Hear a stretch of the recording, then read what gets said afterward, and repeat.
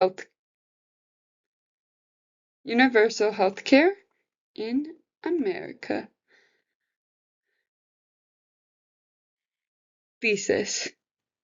The U.S. government should not provide universal health care because it would increase federal spending, reduce the quality of care through longer wait times, and undermine individual freedom of choice in healthcare decisions.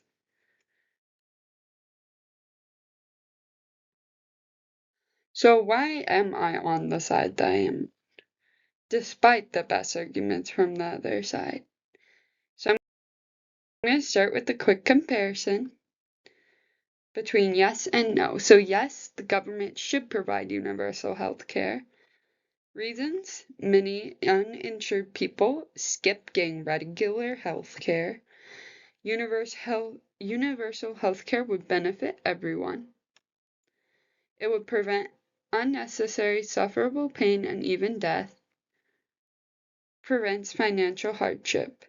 No, the U.S. government should not provide universal health care.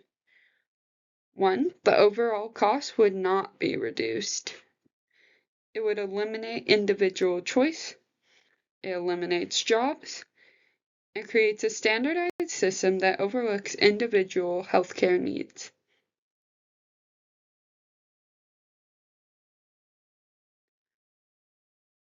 Debunking the yes side, the best of the yes. People without health insurance. So skipping healthcare, lack of a primary care. Also number of bankruptcies, aka financial hardships due to healthcare. In how many people skip medical treatment in America, it was found that 27% of adults skip medical treatment in 2023. Yeah. 42% of people with an income under $25,000 skipped some medical treatment in 2023, compared to 12% of people with incomes over $100,000. And with a few more thoughts about healthcare, it's reported that 70% of all bankruptcies are partially attributed to healthcare.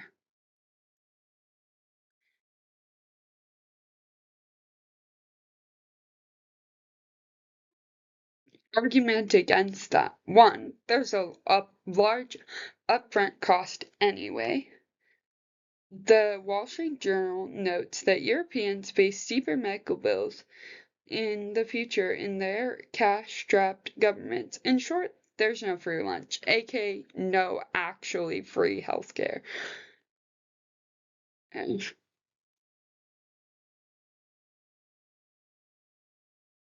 Side evidence.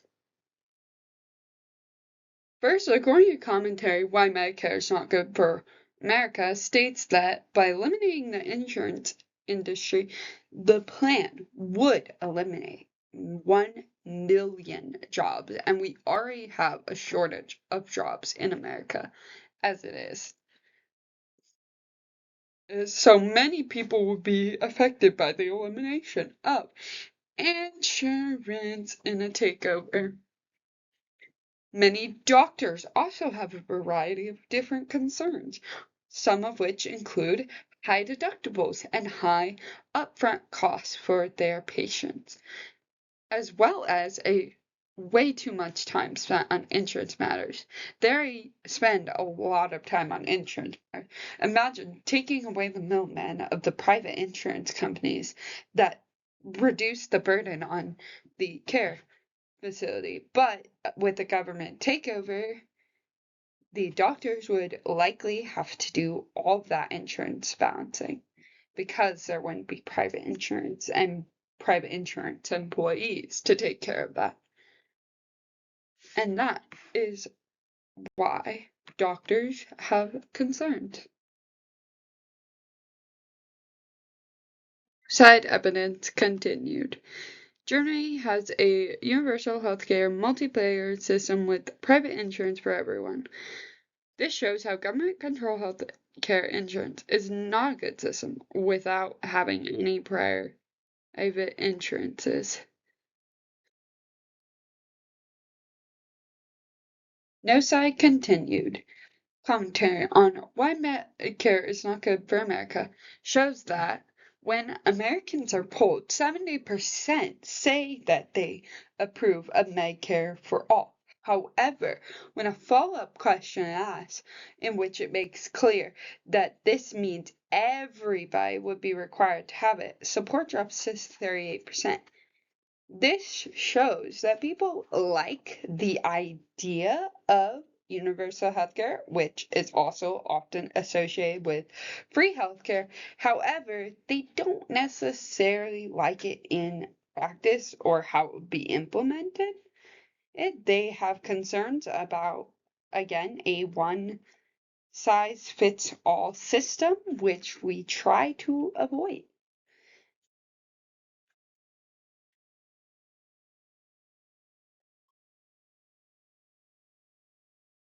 Conclusion.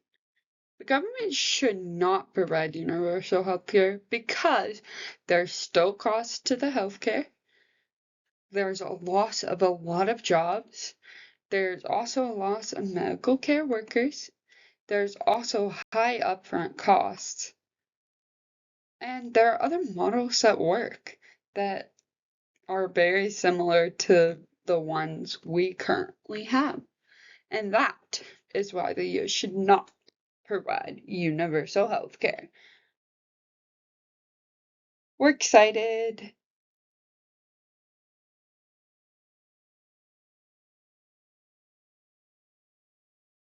We're excited, more of them.